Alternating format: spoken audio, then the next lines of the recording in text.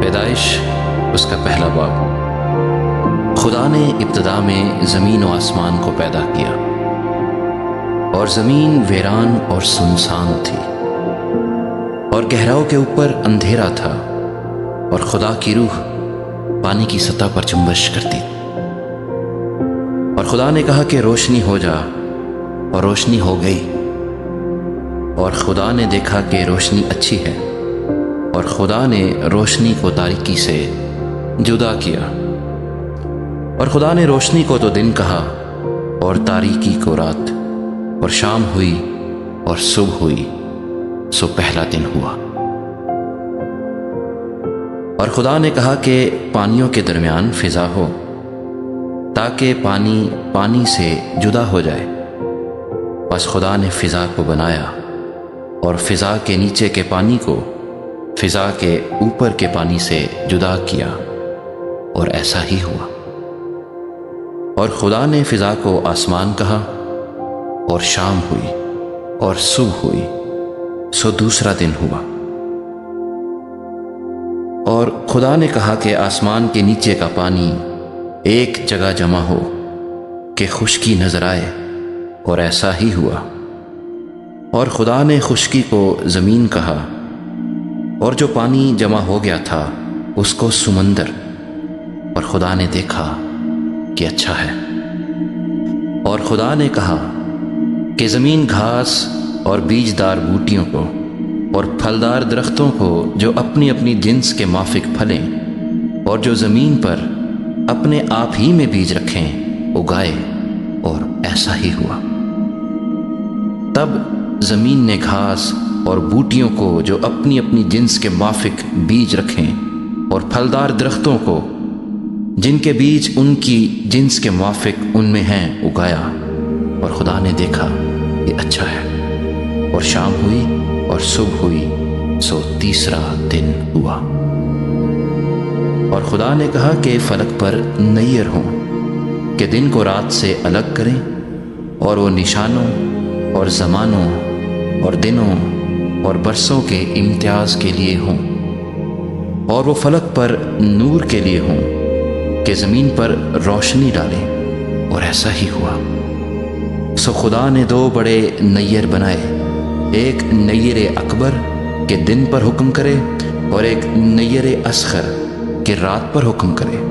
اور اس نے ستاروں کو بھی بنایا، اور خدا نے ان کو فلک پر رکھا کہ زمین پر روشنی ڈالیں، اور دن پر اور رات پر حکم کریں، اور اجالے کو اندھیرے سے جدا کریں۔ اور خدا نے دیکھا کہ اچھا ہے۔ اور شام ہوئی اور صبح ہوئی، سو چوتھا دن ہوا۔ اور خدا نے کہا کہ پانی جانداروں کو کثرت سے پیدا کرے، اور پرندے زمین کے اوپر فضا میں اڑیں۔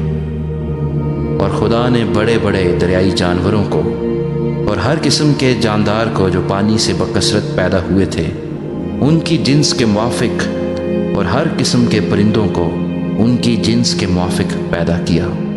اور خدا نے دیکھا کہ اچھا ہے۔ اور خدا نے ان کو یہ کہہ کر برکت دی کہ پھلو اور بڑھو، اور ان سمندروں کے پانی کو بھر دو، اور پرندے زمین پر بہت بڑھ جائیں۔ اور شام ہوئی اور صبح ہوئی، سو پانچواں دن ہوا۔ اور خدا نے کہا کہ زمین جانداروں کو ان کی جنس کے موافق، چوپائے اور رینگنے والے جاندار اور جنگلی جانور ان کی جنس کے موافق پیدا کرے، اور ایسا ہی ہوا۔ اور خدا نے جنگلی جانوروں اور چوپایوں کو ان کی جنس کے موافق، اور زمین کے رینگنے والے جانداروں کو ان کی جنس کے موافق بنایا۔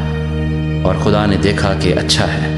پھر خدا نے کہا کہ ہم انسان کو اپنی صورت پر اپنی شبیہ کی مانند بنائیں، اور وہ سمندر کی مچھلیوں اور آسمان کے پرندوں اور چوپایوں اور تمام زمین اور سب جانداروں پر جو زمین پر رینگتے ہیں اختیار رکھیں۔